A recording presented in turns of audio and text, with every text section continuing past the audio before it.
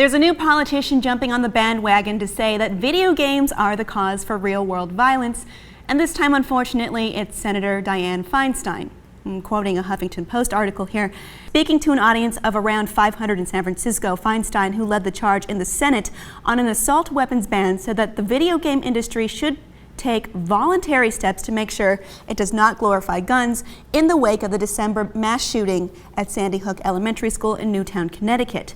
She added that if the industry does not, Congress is prepared to take action, according to the Associated Press. Congress is prepared to take action against video games, which are, by the way, protected as free speech thanks to the June 2011 decision in Brown versus the EMA, which sought to prove that video games caused violent behavior in children. In fact, some of the research in that case was so bad, the Supreme Court threw it out and said that it cannot be used in further cases. I've talked about this before. The Supreme Court has already decided that the government can't regulate protected speech, but here Feinstein seems to be saying that not only can it, it will be forced on the industry.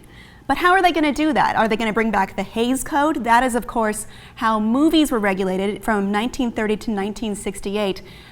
People who created movies had to submit their work for approval so that it didn't have any dangerous bad things in it, like a man and a woman lying in a bed together, or drugs, or profanity.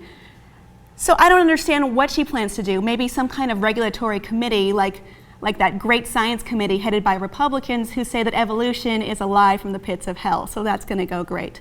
Another thing that's really interesting is that she says video games glorify guns.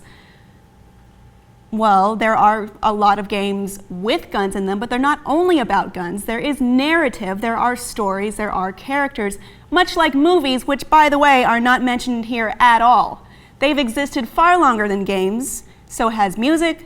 Now there's websites and all sorts of places that glorify guns. So why are video games being singled out?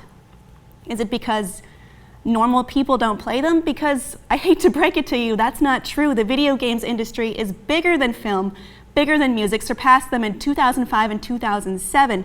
She went on to say that video games play a very negative role for young people, and the industry ought to take note of that.